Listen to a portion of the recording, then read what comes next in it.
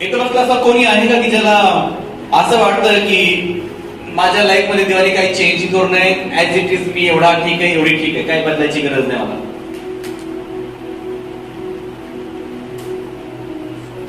कोणी आहे असं की त्याला असं वाटतंय मनामध्ये, आत्म्या शरीरात असं त्याच्या बोलण्यात ऐकण्यात आलं असेल की मला सध्या तर काही बदलायची गरज नाहीये, मी ऍज इट इज जसा आहे तसा ठीक आहे, जशी आहे तशी ठीक आहे, आणि मी खूप चांगली आहे, मी खूप चांगला आहे.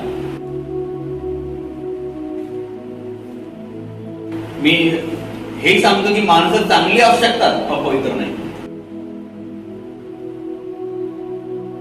तुमच्याजवळ काहीतरी चांगलपणा आहे याचा अर्थ तुम्ही पूर्ण चांगले आहात हा गैरसमज आहे. काही 2-3 गोष्टी आपण ठराविक घेऊन चालतो, त्याच्या प्रमाणे आपण आपलं प्रमाण ठरवतो की मी बरा आहे, मी चांगली आहे, मी चांगला आहे.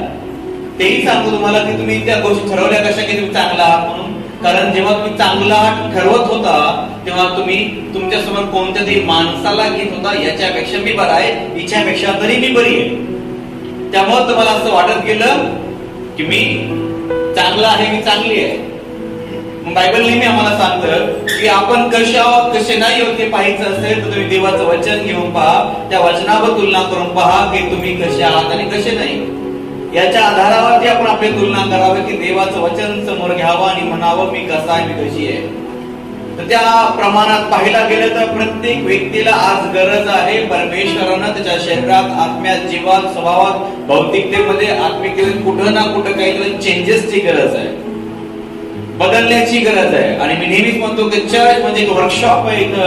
खराब झालेल्या सगळ्या गाड्या आणल्या जातात आणि त्यांना इथं डेंटिंग पेंटिंग किंवा जे तुटलंय कुठलंय ते करेक्ट केलं जातं, कारण का ती गाडी रस्त्यावर धावली पाहिजे. इथं परमेश्वर प्रयत्नाच्या अनेक एरियामध्ये काम करतो, कारण की देवाची इच्छा आहे. देवाला वाटतंय की आपण त्याच्या समान पवित्रतेमध्ये आलं पाहिजे. देवाला वाटतं की आपण त्याच्या समान असलं पाहिजे. हे देवाला वाटतंय एवढ्यापर्यंत असेल तर ते आपल्यामध्ये येणार नाही. देवाला जे वाटतंय ते तुम्हाला वाटायला सुरू झालं पाहिजे. हालेलुया. मग समजताय, जे देवाला तुमच्याविषयी वाटतंय हे तुम्हाला तुमच्याविषयी वाटणं गरजेचं आहे. शिजाई बोला.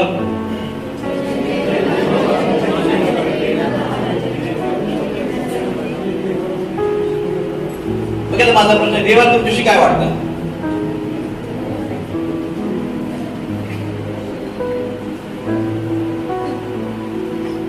कोणाला माहिती की देव तुमच्याविषयी काय विचार करतो? देवाला तुमच्याविषयी काय वाटतं? दुःख वाटतं, चांगलं वाटतं, तुमच्याशी राग येतो?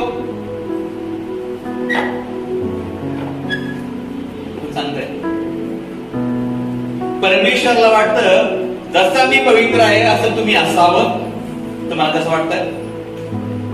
परमेश्वरला असं वाटतं जिथं मी आहे तिथं तुम्ही असावं. हालेलुया. परमेश्वरला असं वाटतं जसा मी आत्म्यानं आहे तर तुम्ही आत्म्यामध्ये असावं. परमेश्वर तुमच्याविषयी चांगला विचार करतो की तुमच्या जीवनामध्ये शुद्धता, पवित्रता असावी. तुम्हाला काय वाटतंय? या सगळ्या गोष्टी पाहत असताना जर आपण आपल्या तत्वानं परमेश्वराकडे पाहत असलो तर आपल्याला परमेश्वरला काय वाटतं कळणार नाही. कधीतरी आपण थोडंसं आपल्यातल्या बाजूला येऊन देवाकडे पहा आणि म्हणा, देवा तुला माझ्याविषयी काय वाटतं, मी काय असावं, मी कशी असावी, माझ्या जीवनामध्ये काय बदल व्हावा हे तुला काय वाटतं? कधी कधी आपण आपल्या जीवनामध्ये भरपूर क्रायटेरिया ठरवतो आणि भरपूर असं होतं आपण ठरवतो की काही होतच नाही. आपण ठरवतो की मला वाटतं की माझ्या जीवनामध्ये हा बदल व्हावा, पण त्याच वेळेस आपण देवालाही विचारा की देवा तुला काय वाटतं या एरियामध्ये मी कशी असावी, कसा असावा? देव नक्कीच आपल्याला त्याची उत्तरं देईल की देवाला आमच्याविषयी काय वाटतंय. आज ज्या विषयाकडे जाणार आहोत, आपण जी वर्शिप केली, जी आराधना केली, खरोखर त्या गीताप्रमाणे की प्रत्येक व्यक्तीला परमेश्वराची गरज आहे.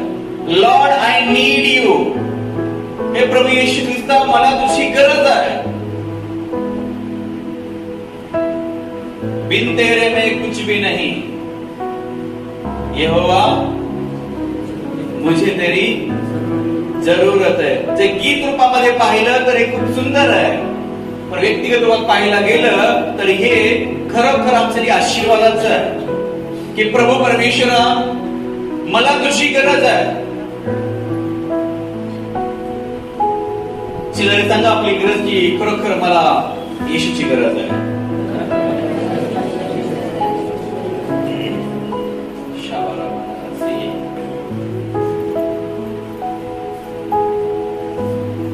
आज काहीतरी 2-3 भाग आपण पाहूयात की काय खरोखर मला देवाची गरज आहे. एक स्वतःला प्रश्न विचारा की तुम्ही कशावरून ठरवताय आय नीड लॉर्ड. तुमच्याकडे काहीतरी प्रमाण असेल ना, काहीतरी हृदयामध्ये एक भाग असेल, हा जेव्हा मला तुझी गरज आहे, आणि पुढे प्रश्न करा की का मला देवाची गरज आहे. मी आता गांभीर्य तुम्हाला सांगणार आहे. ज्या व्यक्तीला खरोखर देवाची गरज आहे, त्याच्या जीवनामध्ये काय चाललं असेल आणि त्याच्या बोलण्यावर देवाची गरज आहे, त्याच्यावरती काय चाललेलं असेल. बायबलमध्ये अनेक अशा घटना, अनेक अशा गोष्टी आहेत. त्या ठिकाणी अनेक लोकांनी शब्द उच्चारले की मला तुझी गरज आहे आणि तुझ्याशिवाय मी नाही काही करू शकत. जर खरोखर आम्हाला देवाची गरज आमच्यामध्ये काहीतरी दिसायला लागेल, एकतर आपण काही फॉलो करायचंय, काही ठरवलंय तेवढंच करायचं या उद्देशाने चालतो, तर आपण ठरवलंय की मला देवाची किती गरज आहे. मी अशी मोजणी विचारली की तुम्हाला देवाची किती गरज आहे, तुमच्या उत्तराचं स्वरूप वेगळं असेल. खूप गरज आहे, प्रत्येक क्षणाला गरज आहे, प्रत्येक दिवशी गरज आहे, किंवा काहींची उत्तर वेगळे असतील, प्रत्येक अडचणीत गरज आहे, त्रासात गरज आहे. हे तुमच्या विचारधारेप्रमाणे तुम्ही देवाला म्हणू शकता की मला किती गरज आहे. पण खरोखर पाहायला गेलं तर देवाची गरज मला प्रत्येक क्षणाला आहे, प्रत्येक श्वासासोबत आम्हाला देवाची गरज आहे, प्रत्येक वेळेत आम्हाला देवाची गरज आहे. आता एक मगाशी गीत गेलं, काय गेलं, मेरे जीवन में यीशु तेरी जरूरत है. मला हे जीवन जगताना प्रभू येशू ख्रिस्ता तुझी गरज आहे, तुझ्याशिवाय प्रभू मी काही नाही करू शकत. बायबल मध्ये आम्ही एका अंमलदाराचा दाखला असतो. आय थिंक तो योहान पुढच्या वर्तमानामध्ये लिहिलेला आहे. येशू ख्रिस्त काना या गावामध्ये येतात आणि काना गावात आल्यानंतर ना त्या ठिकाणी एक कफरनहूम वरून एक अंमलदार येशूकडे येतो आणि येशूला म्हणतो की तुम्ही लवकर चला, माझा मुलगा आजारी आहे, तो मरायला टेकलेला आहे किंवा त्याची अवस्था खूप बेकार झालेली आहे. त्या अंमलदाराच्या जीवनात मला एक भाग कळतो की काना गाव आणि कफरनहूम याच्यामध्ये कमीत कमी 16-17 किलोमीटर किंवा 25 ते 20 मैलाचं असं काहीतरी अंतर आहे. तेवढ्या अंतरावरून तो व्यक्ती येशू ख्रिस्ताकडे येतोय आणि तो म्हणतो की गुरुजी, प्रभूजी, तुम्ही चला. जेव्हा आम्ही हा प्रसंग त्याच्यासाठी बघतोय तेव्हा आम्हाला दिसतं की काही नाही, आला असं म्हणलं असेल. पण जेव्हा आम्ही आमच्यावरती घेतो, स्वतःवरती घेतो, तेव्हा काही एसटी नव्हती, बस नव्हती, कोणाची गाडी भाड्याने करायची, निघायचा असा भाग नव्हता. तो व्यक्ती येत असताना त्याच्या आतमध्ये एक भाग खरोखर प्रखरतेने बाहेर येत होता की आय नीड जीसस, मला प्रभूची गरज आहे. तो अंमलदार असल्या कारणाने एका आवाज दिला असता तर अनेक वैद्य त्याच्या घरी आले असते, अनेक लोक त्याच्या मुलाला बरं करायला घरी आले असते. पण त्या सगळ्या गोष्टीतनं त्याला एक समजायला लागलं की मला याची गरज आहे, मला ख्रिस्ताची गरज आहे. हालेलुया. आणि जेव्हा तुमच्या आतमध्ये एक भावना चालू होते, तुमच्या आतमध्ये एक उत्साह चालू होतो की मला येशूची गरज आहे, जेव्हा येशूची गरजेची तीव्रता वाढते तेव्हा येशूकडे येण्याची तीव्रता वाढते. जोपर्यंत तुमच्या आतमध्ये देवाविषयीचं महत्व, त्याची तीव्रता जास्त नसते, तेवढं त्यावेळेस तुमची देवाकडे येण्याची तीव्रता नसते. मला समजताय? जेवढं तुम्हाला वाटतं की आय नीड मोर जीसस, मला भरपूर खूप वेळा येशू पाहिजे, सारखा येशू पाहिजे, येशूची खूप गरज आहे, यावेळेस तुमच्या आतमध्ये जो आहे ना, येशूला भेटण्याचा, येशूला बोलण्याचा, येशूकडे जाण्याचा जो भाग आहे किंवा ती ओढ आहे, त्याचं प्रमाण खूप वाढलेलं असतं. जसं की एखाद्या पेशंट आल्यावरती राग आल्यानंतर ना, खूप भयंकर राग आल्यानंतर जर बीपी हाय व्हायला लागतो, ब्लड प्रेशर वाढायला लागतं. हालेलुया. जर ब्लड प्रेशर वाढण्याची प्रक्रिया जोरानं होते, तशीच जर तुमच्या आतले ख्रिस्ताविषयीचं जे महत्व आहे, ख्रिस्ताविषयीची ओढ ही तीव्र आहे, तर त्याच्या दिशेची जाण्याचा जो भाग आहे, बीपी असा वाढतो. आज तुमचं जीवन वाढतं असणं गरजेचं, वाढतं असतं देखील. तो आपल्या मुलाला घरात ठेवून तो एकटाच येशू ख्रिस्ताकडे येतोय. तुम्हाला असं वाटत नाही का की तो आपल्या मुलाला घेऊन येऊ शकला असता? येऊ शकला असता ना? मग त्याला कोणतं सोयीस्कर होतं? मुलाला घेऊन सोयीस्कर होतं ना, कारण तर टाइम वाचला असता, फायदा बेनिफिट झाला असता, भरपूर काय घडलं होतं. पण या ठिकाणी आम्ही पाहतो की तो एकटा व्यक्ती येतोय येशूला भेटण्याकरता. मला याचं समजलं, जेव्हा त्याने सुरुवात केली निघायला घरातून, तो बाय फेथ निघाला की मी येशू ख्रिस्ताकडे चाललोय. मुलगा आजारी घरात ठेवला आणि तो निघालाय. खरं तर आजारपणामध्ये त्या मुलाला कोणाची गरज होती? अतिमान येशूची. त्या मुलाला येशूच माहित नाही. त्याच्या घरातल्या फॅमिली मेंबरची गरज आहे की यांनी माझ्या जवळ असावं. तुम्हाला तेच वाटतं ना की जेव्हा तुम्ही खूप आजारी असता की तुम्हाला वाटतं माझा जो जवळचा व्यक्ती आहे, माझा जो प्रिय आहे, ते माझ्या जवळ थांबावं. पण ते वडील तिकडून निघाले येशूकडे, कारण त्यांच्या हृदयात, त्यांच्या मनात, त्यांच्या विचारात येशूचं महत्व, येशूची गरज त्यांना समजलेली होती. मी आज तुम्हाला प्रश्न विचारतोय, काय तुम्हाला येशूची गरज समजलेली आहे की तुमच्या जीवनाकरता येशू महत्वाचा आहे?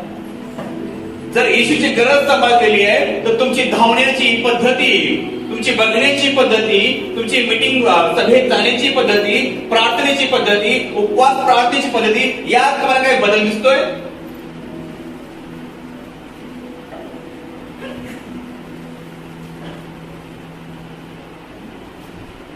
स्वतःकडे एकदा पहा. परमेश्वराची गरज आपल्या प्रत्येकाला आहे, पण आपल्याला जी गरज आहे ती आपल्याला रिअलाइज झाली आहे का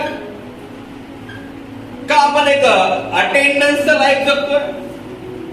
एक शनिवारी जायचं बसायचं, रविवारी जायचं बसायचं, हे अटेंडन्स लाईफ म्हणजे तुम्हाला गरज आहे असं कळतं असं नाही.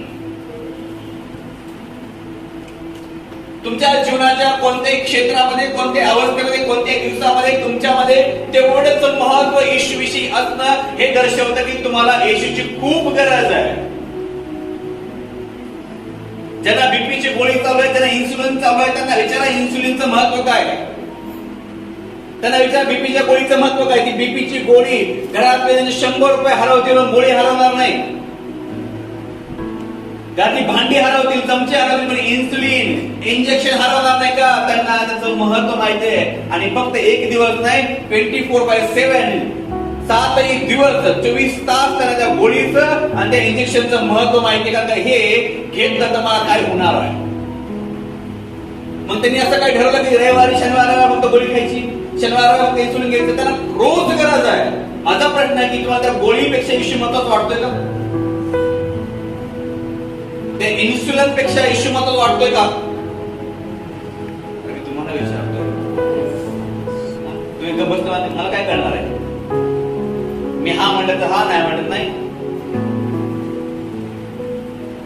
मी तुम्हाला देवाच्या ओळखीच्या जवळ घेण्याचा प्रयत्न करतोय. मी तुमच्या आतमध्ये देवाची गरज निर्माण करतोय. मी तुमच्या आतमध्ये गरज जी आहे त्या गरजेला पुन्हा एकदा प्रज्वलित करतोय की तुम्हाला दाखवतो की तुम्हाला येशूची खूप गरज आहे. पण तुम्ही कदाचित विसरून गेला की नाही, असं काय नाही, जनरली माझं होत राहत आहे, जनरली माझी गरज पूर्ण होते, जनरली होतं, जनरली ते होतं, माझा किराणा मिळतो, राशन मिळतं, खायला मिळतं, झोपाय मिळतं, प्यायला मिळतं. हे जनरली होतं, याचा अर्थ आम्ही समजतो की मला एवढी गरज नाही. जनरली होत नाही, बाय ग्रेस होत आहे. हे साधारणपणे होत नाही. तुम्ही जगताय, चालताय, हिंडताय, फिरताय, खाताय, ऐश करताय, मौज करताय, हे जनरली होत नाही. हे रेग्युलर सर्कलमुळे होत नाही. हे बाय ग्रेस, देवाच्या कृपेने तुमच्यावरती होत आहे. एवढ्यासाठी या कृपेच्या आधारावरती ही कृपा स्वीकारून तुम्ही देवाच्या अधिक जवळ जावं म्हणून.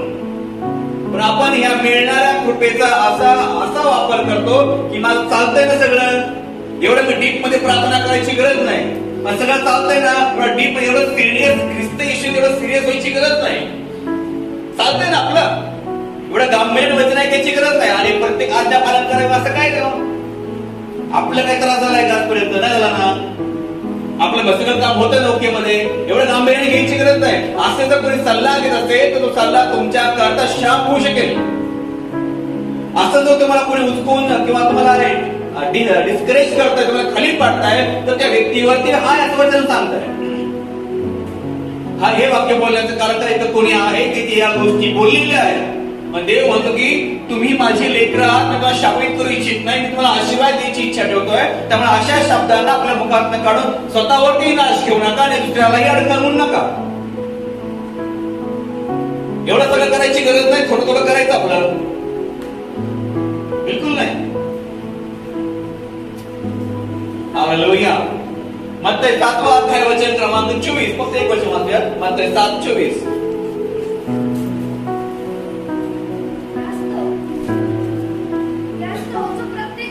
माझी वचने ऐकून त्याप्रमाणे वागतो तो कोण एका शुद्ध मनुष्यासारखा ठरेल. ओके, मग माझा प्रश्न आहे की जो कोणी माझी वचने ऐकून त्याप्रमाणे करतो तो एका शुद्ध मनुष्या समान, एक शहाण्या मनुष्या समान ठरेल. माझा प्रश्न तुम्हाला काय, तुम्ही या सगळ्या जगामध्ये सगळ्या गोष्टी प्राप्त करून मूर्ख ठेवू इच्छिता का सुखी ठेवू इच्छिता? तुमची इच्छा काय? शुद्धतेनं माझं जीवन असावं का मूर्खतेनं माझं जीवन असावं?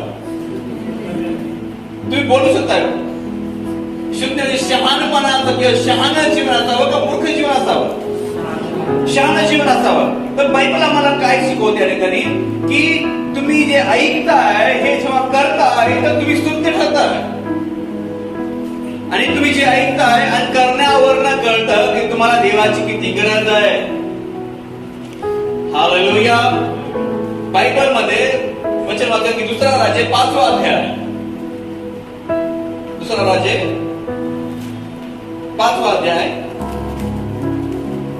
3 वचन वाचूयात. ती आपल्या धनीस म्हणाली, शंभरातला संदेष्टांशी माझ्या धनाची गाठ पडती तर किती बरे होते, त्याने त्याचे कोड बरे केले असते. एक गुलाम असणारी लहान मुलगी तिच्या त्या राजवाड्यामध्ये जो अधिकारी आहे नामान नावाचा, की त्याला कोड फुटलेला आहे आणि त्याने सुचवतीये सगळ्यांना की जर हा व्यक्ती पुन्हा आमच्या संदेशाला भेटला असता तर किती बरं झालं असतं. तरी त्या मुलीने त्या ठिकाणी एक बातमी सुवार्ता पसरवली की जर पोहोचला असता, भेट झाली असती तर काय झालं असतं? तर त्याने त्याचे कोड बरे केले असते. आणि ती बातमी त्या माणसापर्यंत पोहोचली. त्या माणसाच्या मनात तयार झालं, आय नीड, मला ते गरजेचं आहे.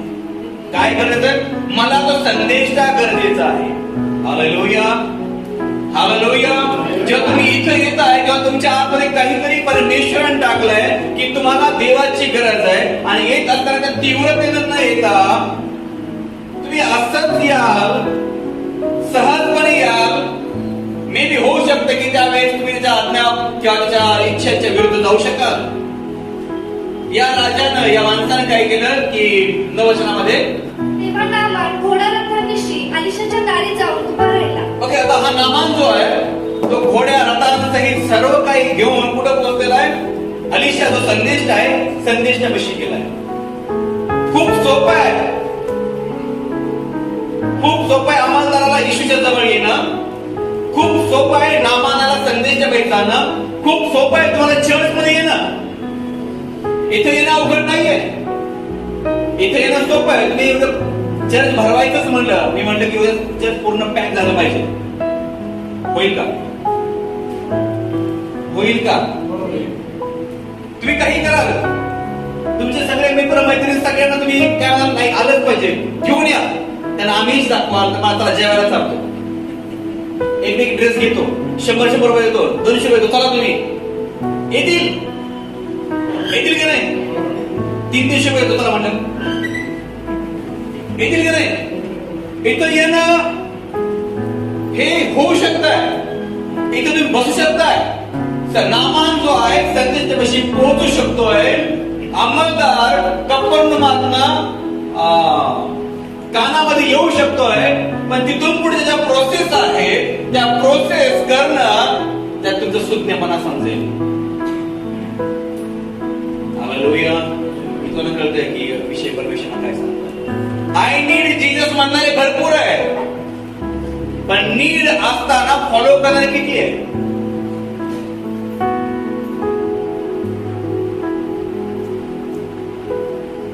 I need Jesus and I need to follow Jesus. मला येशूची गरज आहे आणि मला येशूला अनुसरण्याची देखील गरज आहे. आणि सगळ्यांना एका वाक्य फिक्स असेल, आय नीड जीसस. यात काय कळतं मला? आय नीड जीसस म्हणजे मला माझ्या गरजेसाठी येशूची गरज आहे. अंमलदार येशूपाशी गेला, नामान संदेशाच्या घराच्या बाहेर गेला आणि आम्ही चर्चेत आलो. आता इथून यांची कसोटी सुरू होतीये. इथून पुढे काय करायचं? नामान बाहेर गेल्यानंतर पुढे असं घडलं, अलिशाने एका जासूसाच्या हाती त्यास सांगून पाठवले की जाऊन यार्देनेत 7 वेळा स्नान कर, म्हणजे तुझे शरीर पूर्वीसारखे होऊन तू शुद्ध होशील. हालेलुया. मग अलिशानं काय केलं की आपला जो जासूस म्हणजे आपल्या त्याच्यासोबत काम करणाऱ्या एका व्यक्तीला सांगितलं किंवा मध्यस्थ मेडिएटरला सांगितलं, ज्याच्या माध्यमातून नामान पोहोचला होता, ज्याच्या माध्यमातून या दोघांची ओरली लांबून ओळख झाली होती. त्या माणसाला सांगितलं की बाहेर जो नामान उभा राहिलाय त्याला जाऊन तू सांग की नामाना तू जा आणि यार्देन नदीमध्ये 7 वेळा तू डुबक्या मार, म्हणजे तुझं कोड बरं होईल. त्यावेळेस त्या नामानाचा इगो हट झाला. त्या नामानाला इन्सल्ट वाटला, त्याला मला वाईट वाटायला लागलं. त्याला सुचेना की असं काय माझा किती मोठा अपमान केला की घोड्या रथानिशी सजून धजून उत्साहानं नाही का एकदम फ्रेश मूड मध्ये आलोय. आणि इथं आल्यानंतर हा माणूस, ज्या देवाचा माणूस म्हणतात, हा माणूस मला काय सांगतोय, इथे यार्दे नदी पलीकडे तिकडे जा आणि डुबक्या मार. माझी काही इज्जत आहे की नाही? अंमलदार आला, येशू म्हणा जा माघारी बरोबर. त्याचा विचार असेल काहीतरी पाणी बिणी द्यावं, काहीतरी माडवतो ते हात ठेवा म्हणा की तुमचे पोरं हात ठेवू. जसं आम्हाला येशूची गरज आहे असं म्हणतो, तसं आम्हाला येशूच्या ऐकण्याची पण खूप गरज आहे. हालेलुया. आम्ही जर एका स्टेटमेंट खाली जीवन जगतोय, मला खूप गरज आहे येशू म्हणतो, प्रार्थनेमध्ये म्हणतो देवा मला तू पाहिजे, देवा मला तू पाहिजे. एवढं म्हणण्याने आपली देवाचं होत नाही. असे म्हणणारे भरपूर आहेत, पण देवाकडून आलेल्या वाक्याला आहे तसं घेणारे किती जण आहेत? इथं बसून आपण की सुज्ञ झालोय असं म्हणू शकत नाही. सुज्ञ झालोय याच्याकरता एक स्टेटमेंट दिलंय, वचन दिलं, एक तत्व दिलं आम्हाला परमेश्वरानं. काय सांगितलंय की जो व्यक्ती ऐकतो आणि तसंच वागतो तो व्यक्ती धन्य. कारण तो कोण आहे? तो सुज्ञ व्यक्ती आहे. हालेलुया. मग स्वतःला विचारा, तुम्ही सुज्ञ आहात का मूर्ख आहात? आपली स्वतःची तुलना आपण वचनानं करावी, वचनाशी करावी. सुज्ञता म्हणजे काय आहे? इथं येणं चांगला भाग आहे, पण इथं येऊन देवाचं न ऐकणं ही मूर्खता आहे. हालेलुया. मग या नामानाला सांगितल्यावरती त्या नामानाच्या मनामध्ये अनेक विचार आले असतील, मी कोण आहे? मला सगळे राजे घाबरतात, मी आता तिथे जिंकून आलेलो आहे, माझ्याकडे एवढा मोठा पैसा, माझ्याकडे हे ते भरपूर काय माझ्याकडे, आणि मला यांनी असं काम सांगितले, पाण्यात डुबायला, पाण्यात डुबक्या मारायला.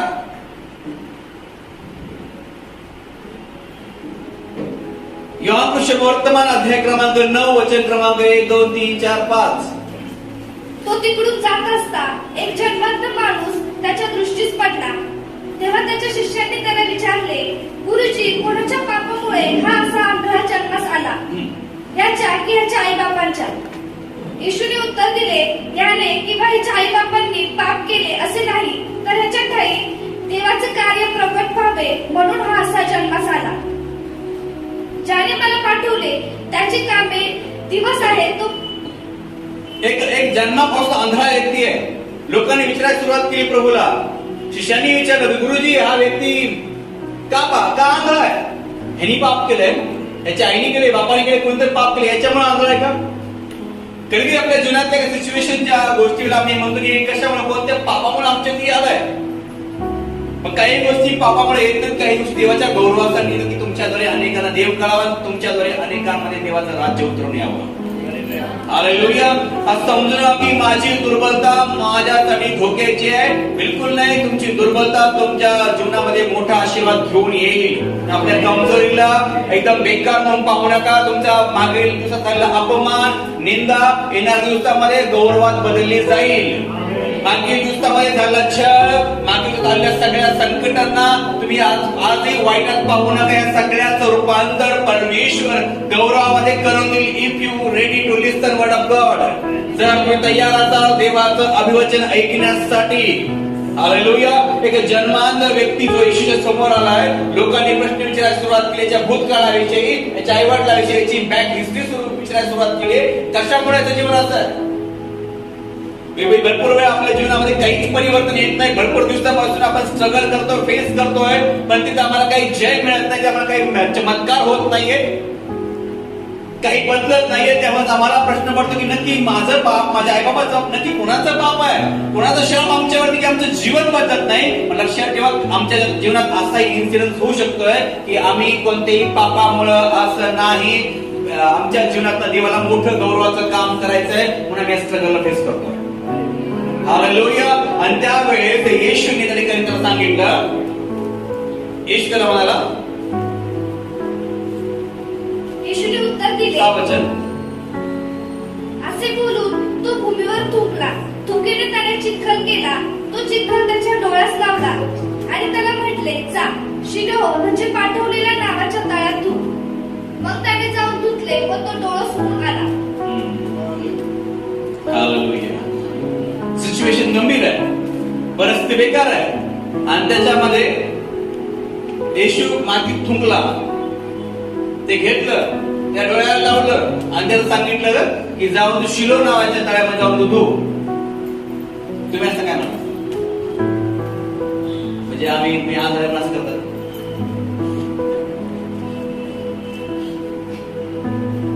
मला दिसत नाही, तुम्ही पाणी टाकायला तो करायला म्हणता.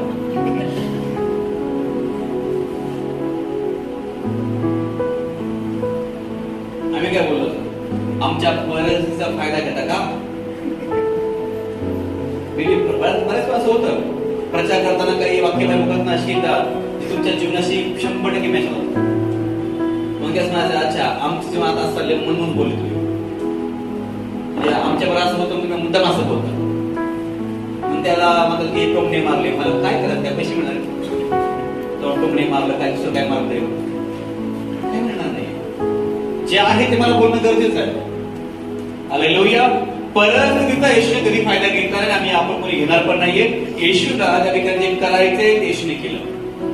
तुमकी घेतली, चिखल घेतला आणि डोळ्याला लावून सांगितलं जाऊन तो काय करतो. आता इमॅजिन करा, हा आंधळा तळ्यात जाईल कसा, आणि तळ सांगितले शिलो नावाचं तळ.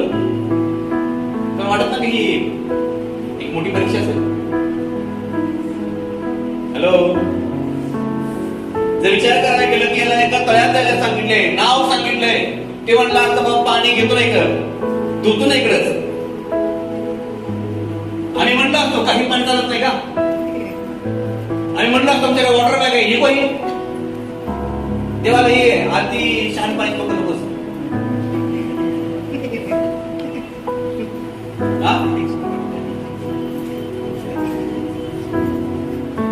देवाला काय पाहिजे आमच्याकडे? जर तुम्हाला देवाची गरज आहे, देवाची गरज तुम्हाला आहे, तर त्याचा दुसरा भाग असा आहे, ज्याला देवाची गरज आहे असं म्हणतो त्याला आज्ञा पालन करण्याकरता खूप मोठी इच्छा असते. ज्याला देवाची गरज नाही त्याला देवाच्या प्रत्येक आज्ञेवरती क्वेश्चन असतो.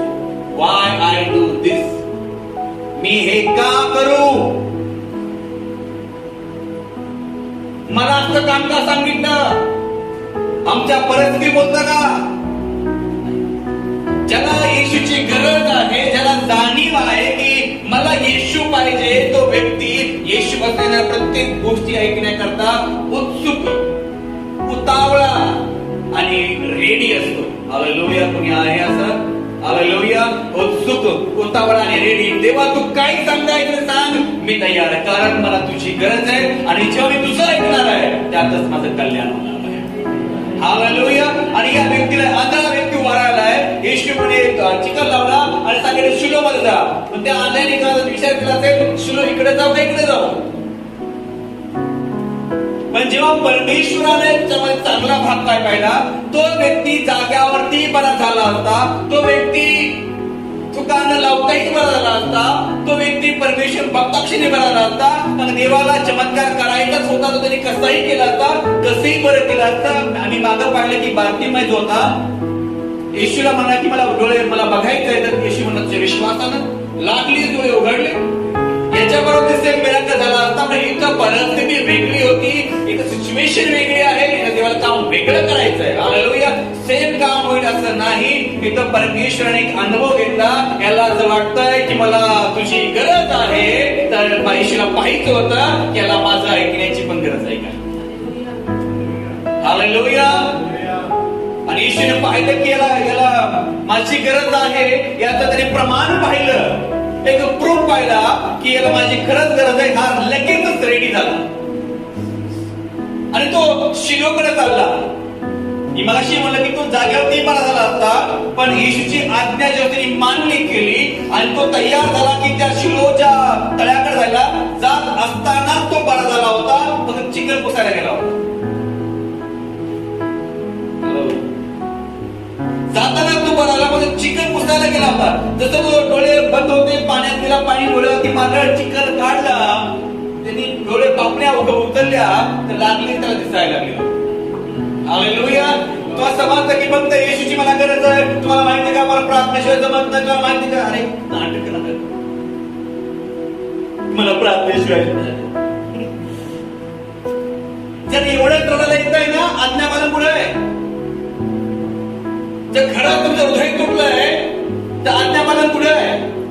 या व्यक्तीला येशूची गरज होती, त्या अंमलदाराला येशूची गरज होती. अंमलदार म्हणाला की माझा मुलगा आजारी आहे, येशू म्हणे जा. हा माघारी गेला की त्यांनी जात असताना बोललेल्या क्षणाला, त्यांनी स्वीकारल्या क्षणाला मुलगा बरा झाला. हालेलुया.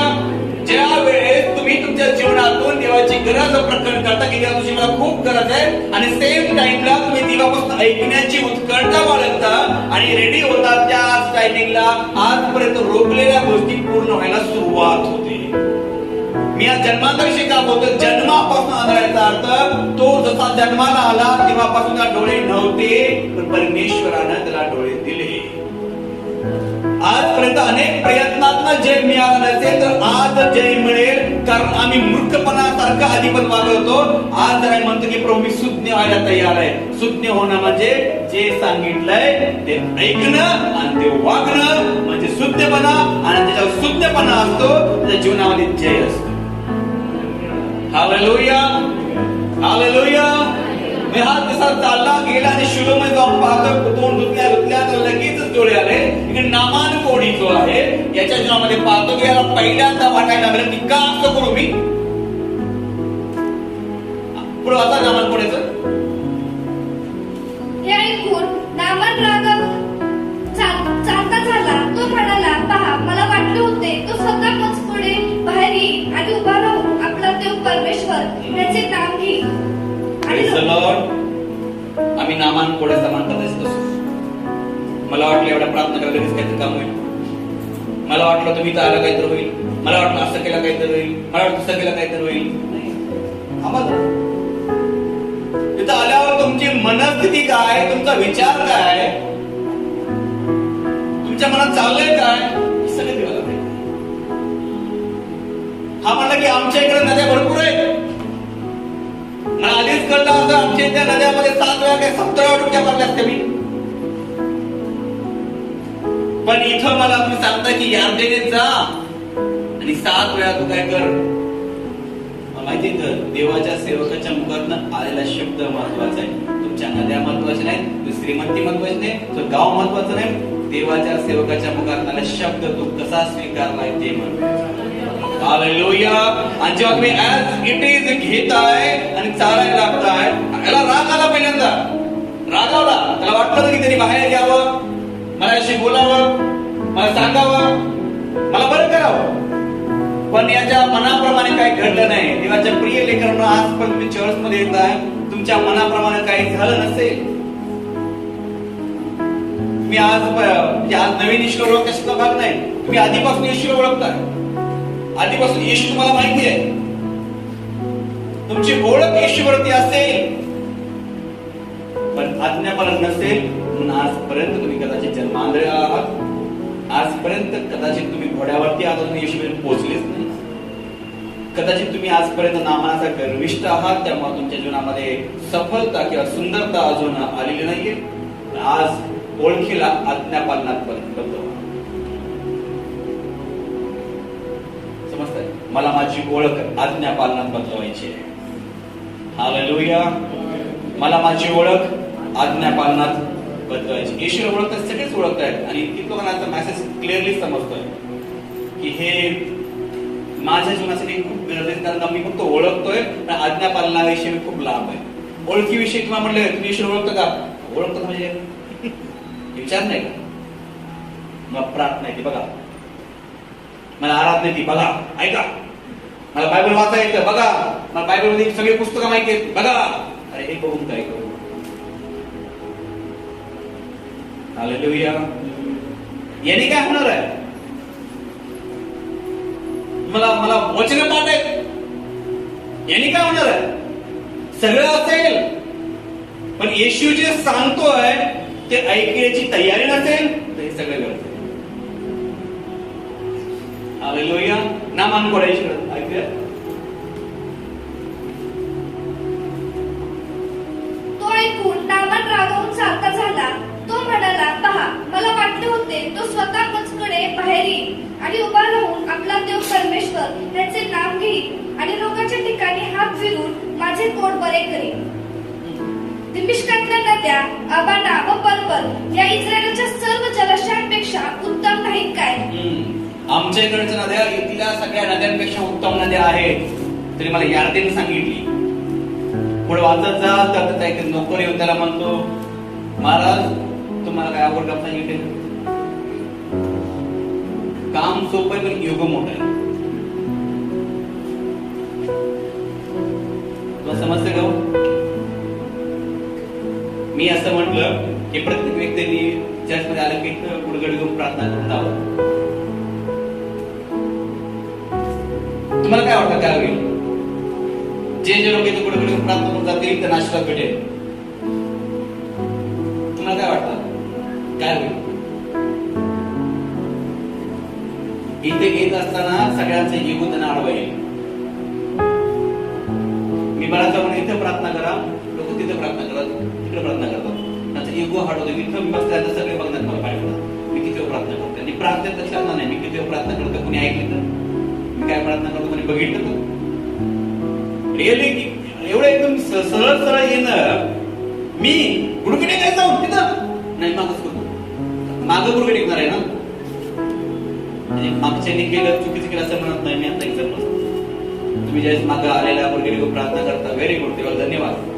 आता एक्झाम्पल सांगतो, जर मी फ्रंटला एक आज्ञा सांगितली इथे येऊनच प्रार्थना करून जायचं गुडघे टेकून वैयक्तिक, तर येत असताना अनेक प्रश्नांना तुम्हाला सामोरे जात तिथे यावं लागेल. हा नामान पण तसाच अनेक प्रश्न मनामध्ये. पण मला सांगायचं की जे काम सांगितलंय तेच करण्यानं तुमच्या जीवनात आशीर्वाद येणार नाही. हालेलुया. अजून एक उदाहरण आहे. लूका वर्तमान अध्याय क्रमांक 17 वचन क्रमांक 19. तेव्हा त्याने म्हटले, उठ, जा, तुझ्या विश्वासाने तुला बरे केले आहे. इथं 10 कुष्ठरोगी व्यक्ती आहे. त्यांनी शेवटचं वाक्य आहे की एका व्यक्तीला येशू म्हणतात की जा, तुझ्या विश्वासाने तुला बरं केलंय. त्याच्या आधी 11 वर्षात असं लिहिलंय असे झाले की तो यरूशलेमेकडे चालला असता शम्रोन व गालिल यामधून गेला. आणि तो एका गावात जात असता कुष्ठरोग असलेले 10 पुरुष त्याला भेटावयास आले. ते दूर उभे राहून मोठ्या मोठ्याने ओरडून म्हणाले, अहो येशू, गुरुजी, आम्हावर दया करा. त्याने त्यांना पाहून म्हटले, तुम्ही जाऊन स्वतःच याचकांना दाखवा. मग असे झाले की ते जाता जाता शुद्ध झाले. हालेलुया. 10 कुष्ठरोगी व्यक्ती आहेत आणि ते लांबून ओढत आहेत, प्रभूजी माझ्यावर दया करा. पूर्वीच्या काळामध्ये कुष्ठरोगी लोकांची सावली पण अलाउड नव्हती, ज्याचा कपड्याला स्पर्श करणं मान्य नव्हतं. तसं असेल तर तुम्ही अशुद्ध झाला असं होतं. त्यामुळे लोक कुष्ठरोगीचे या रोडने आले असतील तर लोक या रोडने चालायचे. अशातच हे 10 लोक समोर आले आणि येशूला आवाज मारतात की प्रभूजी, प्रभूजी काय करा, आम्हा दया करा.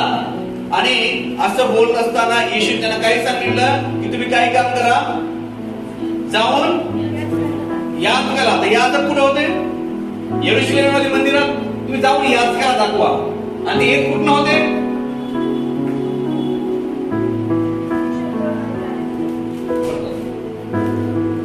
मग असे झाले की तो यरूशलेमेकडे चालला असता येशू जर यरूशलेमकडे चालला आहे आणि हे समोर येत आहे तर ते कुठून येत? येशू कुठं चाललाय आणि ते कुठून आले? समोर. म्हणजे ते कुठं आले होते? यरूशलेमकडे आले होते. याने काय काम सांगितलं की जाऊन तुम्ही काय करा, याचकाला दाखवा. मी यांच्या डोक्यात बोलत होतो तुम्हाला परत. याच्या आधी पण त्यांनी याचकाला दाखवलं होतं. याचकाला दाखवलं होतं. याचकाने सांगितलं की तुम्हाला कुष्ठ आहे. याच्या आधी पण ते यरूशलेमेत आले होते. अपेक्षेने गेले असतील की त्याला मंदिरात जाऊन ते उभा करेल, ते दया करेल, मग जात असतील मंदिरामध्ये. ते मंदिराकडे येत होते. इथे एक मोठा चमत्कार काय की जेव्हा प्रभू येशू ख्रिस्त म्हणतो तुम्ही याचकाला दाखवा, तेव्हा चमत्कार. हालेलुया. तुमचं रोजचं येणं, रोजची प्रार्थना करणं, रोज काय ते ऍक्टिव्हिटी करणं आणि एक दिवस स्पेशली देव तुम्हाला काहीतरी सांगणं, यात खूप मोठा फरक आहे. हे रोज असेल, जाणं येणं असेल. यरूशलेमेकडे येत होते आणि समोर आले येशू म्हणला की जाऊन याचकाला दाखवा. कदाचित ती मंदिरात आली असती, कदाचित यरूशलेमेत जाऊन आले असतील. याच्या आधी याचका बऱ्याच वेळा भेटले पण तेव्हा शुद्ध झाले नाही. पण येशू जेव्हा म्हटला याचकाला दाखवा, तेव्हा येशूचं शब्द जसं स्वीकारलं आणि बायबल सांगतं हे जाता जाता शुद्ध झाले. हालेलुया. मस्त म्हणतंय मला येशूची गरज आहे असं जेवढ्या तीव्रतेने म्हणतो तेवढी तीव्रता त्या आज्ञा पालनामध्ये असेल तर तेवढ्या सामर्थ्याने आपल्या जीवनात कार्य लवकर होतील. हालेलुया. शब्द ऐकला, यरूशलेमेकडे निघाले. बायबल सांगतात जात जात चालले असतानाच ते लोक बरे झाले. अमाताराचा पुत्र हा घरी पोहोचण्याच्या आधी बरा झाला आणि इकडं हा नामान पुढे 7व्या डुबकीला या मध्ये बरा झाला. समजते की जसं तसं. आणि हा जन्मांतरी व्यक्ती पाण्यात डोळ्यातून बाहेर आला, लागली दृष्टी आली. सगळ्यांमध्ये मग काय दिसतंय, यांना येशूची गरज होती आणि गरजे बळ त्यांना आज्ञा पालनासाठी देखील खूप उत्सुकता होती. जर गरज आहे असं म्हणून त्या गरजेच्या नावाखाली जीवन जगतोय आणि अजूनही आम्ही झांजसारखे आहोत, अजूनही आम्ही रिकामे आहोत, अजूनही काही बदल नाहीये. देवाच्या प्रिय लेकरांनो, तुमच्यात सुज्ञता नाहीये आणि सुज्ञता नाहीये त्याचं आम्हाला प्रमाण कसं कळतंय की आम्ही ऐकतोय पण वागत नाही, म्हणून सुज्ञता नाहीये. त्याच्याकडे सुज्ञता आहे, त्याच्या जीवनामध्ये बदल आहे, त्याच्या जीवनामध्ये आशीर्वाद आहे. हालेलुया. आणि असंही होऊ शकतं की तुम्ही खूप दिवसापासून, खूप महिन्यापासून चलता येताय, खूप वर्षापासून देवाकडे येताय. देवाची ओळख असेल, ओळखीनं होणार नाही, आज्ञा पालनानं होणार आहे. म्हणून स्वतःला म्हणा की मी माझ्या देवाची जी ओळख आहे त्याचं रूपांतर मी आज्ञा पालनामध्ये करणार आहे. जेव्हा तुमच्या ओळखीला तुम्ही आज्ञा पालनात कन्वर्ट करता तेव्हा महान कार्य होत आहे. जसं की नामान कोडी याला संदेशचा माहिती होता पण संदेश त्याच्या आज्ञेत ते स्वतःला कन्वर्ट केलं. रागीट होता, चिडलेला होता, पण थोडासा नम्र होऊन ते स्वतःला शून्य करून जेव्हा आज्ञा पालनात स्वतःला दिलं तेव्हा त्याच्या जीवनामध्ये असाच चमत्कार घडला. त्याची त्वचा जी होती एकदम लहान बाळा समान चांगली झाली. हालेलुया. हा जो भाग आहे की आम्ही सगळेजण म्हणतो की प्रभू मला तुझी गरज आहे, इतक्यात सीमित न राहता शेवटी जे गीत गायलं की तेरे बिना मैं कैसे जीव. अजून एक ना की तुझ्याशिवाय मला मन लागत नाही, तुझ्याशिवाय मला वचन समजत नाही. अजून पापावर विजय मिळत नाही. या सगळ्या गोष्टी तुमच्या परिस्थितीवर देखील विजय मिळत नसेल तर माझ्या प्रिय बहीण भावांना आपल्या सगळ्यांना एका गोष्टीची गरज आहे. ओळखीला आज्ञा पालनामध्ये घेऊन चला. ज्या लोकांनी नासरत केली येशू आमच्या दयाकरा शब्द वापरले त्यांनी त्यांच्या ओळखीला कुठे बदललं? आज्ञा पालनामध्ये. आणि आज्ञा पालनाने काय केलं? त्यांच्या जीवनामध्ये चमत्कार घडले. आज्ञा पालनाने त्यांच्या जीवनात बदल आणला. आज्ञा पालनाने त्याच्या जीवनात एवढं मोठं कार्य केलं की त्यांना समाजात स्थान नव्हतं का तर कुष्ठरोगी होते. लोकांमध्ये बसता उठता येत नव्हतं का तर कुष्ठरोगी होते. लोकांशी बोलणं हात मिळवणे होत नव्हते का तर कुष्ठरोगी होते. जेव्हा मी आज्ञा पालनामध्ये येतो तर देव आम्हाला कचऱ्यात उचलून आम्हाला समाजात चांगल्या दृष्टीवरती ठेवतो. देव आमच्या परिवारात आम्हाला घेऊन येतो. देव आमच्या परिवाराला चेंज करतो. देव आम्हाला खूप वेगळ्या प्रकारच्या आनंदाने भरतो जो आनंद आजपर्यंत आम्हाला भेटला नाही, जो आनंदाचा आम्ही अनुभव कधी घेतला नाही. अशा अनुभवात देव आम्हाला घेऊन जातो जर आम्ही ओळखीला आज्ञा पालनामध्ये घेऊन जातोय. केवळ मला येशूची गरज आहे, येशूची गरज आहे एवढं म्हणत न राहता आम्हाला पुढे पण जाणं गरजेचं आहे. पण ते 7 अध्याय 24 वचनाकडे जाऊया. यास्तव जो प्रत्येक जण ही माझी वचने ऐकून त्याप्रमाणे वागतो तो कोण एका स्तुत्य मनुष्यासारखा ठरेल. काय तुम्हाला या वचनावरती स्वतःला असं म्हणावं वाटतं की प्रभू मी तुझे वचन ऐकून त्याप्रमाणे वागायला तयार आहे. तुम्ही परमेश्वर तुम्हाला छोटस काम दे, आय एम रेडी. मला छोटीशी आज्ञा दे, प्रभू मी तयार आहे. जेव्हा आम्ही स्वतःला या गोष्टी करता तयार करतो तेव्हा परमेश्वर काय करेल, कसं करेल याचा विचार करायची गरज नाही. देव अद्भुत करेल. हालेलुया. बऱ्याच वेळा आपण काही गोष्टी ओळख असल्या कारण सेम केल्या असतील. पेत्र मासेमारी करणार होता, मासे धरायचं आणि रोज मासे पकडायला जायचं. सेम काम चालू होतं. पण जशी येशूची आज्ञा आली की पेत्रा जाळ समुद्रात टाक आणि पेत्र जसा निघाला जाळ भरायला लागलं आणि असं भरलं की ते जाळ फटायला लागलं. हालेलुया. मी सेम पुन्हा एक वार सांगतोय की रेग्युलर तुमचं लाईफ चर्चा येणं जाणं बसणं उठणं संगती करणं चालू असेल पण जाळ कधीच भरलं नसेल तर आज जाळ टाकण्याच्या अगोदर आज्ञा पालन करा. हालेलुया. मास धरणारा पेत्र रोज जायचा पण मासा त्या दिवशी भेटलेच नाही. पण येशूच्या आज्ञेचं पालन करण्यानं जीवनामध्ये भरपुरीचा आशीर्वाद. हालेलुया. जर तुम्हाला भरपुरीचा आशीर्वाद पाहिजे तर ओळखीत स्वतःला सीमित न करता ओळखीला आज्ञा पालनामध्ये घेऊन चला आणि पहा की परमेश्वर आमच्या जीवनामध्ये किती मोठ्या आशीर्वादाची गोष्टी करतोय. हालेलुया. नामानाचं त्वचा लहान लेकरा समान झाली. जन्मांत व्यक्ती त्याला नजर दृष्टी भेटली आणि त्याची एक टेस्टमनी झाली, एक साक्ष झाली. लोक त्याला बघून म्हणायचे अरे हाच ना तो भिकारी भीक मागायचा, हाच तो व्यक्ती होता ना. काही लोकांनी ओळखलं नाही, काही लोकांनी ओळखलं. तो म्हणला हा मीच तो व्यक्ती आहे, मला येशू ख्रिस्ताने बरं केलं. हालेलुया. त्या व्यक्तीची एक साक्ष बनली आणि त्या व्यक्तीला चांगलं जीवन मिळालं. आणि देवाची इच्छा की आम्हाला एक चांगलं विपुल जीवन मिळावं. देवाची इच्छा की आम्हाला सार्वकालिक जीवन मिळावं. देवाची इच्छा आहे की आमच्या जीवनामध्ये प्रत्येक गोष्टीची भरपुरी असावी. पण त्यासाठी बायबल सांगतं आज्ञा पालन असेल तर भरपुरीची आमच्या जीवनामध्ये कमी कठी नसेल. हालेलुया. अनुवादामध्ये वाचाल तुम्ही जर या गोष्टी कराल तर तुमच्यामध्ये या गोष्टी घडतील. आणि मी आज पुन्हा म्हणतो नवीन करार म्हणतोय की जर तुम्ही ओळखी बरोबर ती आज्ञा पालन कराल तर तुमच्या जीवनामध्ये जन्मापासून असलेल्या काही दुर्बल गोष्टी असतील, ज्या अयोग्य गोष्टी असतील, चुकीच्या गोष्टी असतील त्या बदलायला बिलकुल वेळ लागणार नाही. तुम्ही आज्ञा पालन करण्याविषयी असं म्हणाल की पास्टर मी प्रयत्न केला आमच्याकडून होत नाही तर तुम्हाला अजून तुमच्यामध्ये येशूचं महत्व करण्याची काही येशू किती गरजेचं आहे हे करण्याची तुम्हाला अजून गरज आहे की तुम्ही जाणून घेणं गरज की येशू मला किती महत्वाचा वाटतो. ज्याला येशू महत्वाचा वाटतो त्याला येशूच्या मुखातले शब्द महत्वाचे वाटतात. ज्याला येशू महत्वाचा वाटत नाही त्याला शब्द महत्वाचे वाटत नाही. हालेलुया. जर तुम्हाला येशू महत्वाचा वाटतोय तर मी आशा करतो त्याच्या सोबतच तुम्हाला येशूच्या मुखात आलेले शब्द आज्ञापालन देखील खूप महत्वाचं वाटेल. ज्या लोकांची आज आपण उदाहरणं पाहिली त्या लोकांच्या जीवनात त्या शब्दांचं कार्य घडलं तर तो परमेश्वर काल आज युगानुयुग एक समान आहे. आज जर आम्ही तयार आहोत तर आज आमच्या करता परमेश्वर अशीच महत्कृत्य करेल आणि आमच्या विश्वासाच्या सोबत आमच्या ओळखीच्या द्वारे आज्ञा पालना बरोबरच देव आमच्या जीवनामध्ये आशीर्वादाची गोष्टी करून आम्हाला आशीर्वाद करेल. आमेन.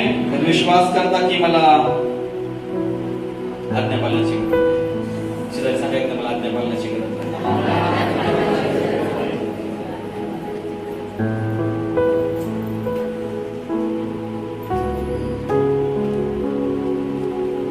ज्याला खरोखर असं वाटतं की मला येशूची खूप गरज आहे तोच व्यक्ती आज्ञा पालन करू शकतो. विचारायचा तुम्हाला काय वाटतं? येशूची गरज आहे तोच व्यक्ती आज्ञा पालन करू शकतो.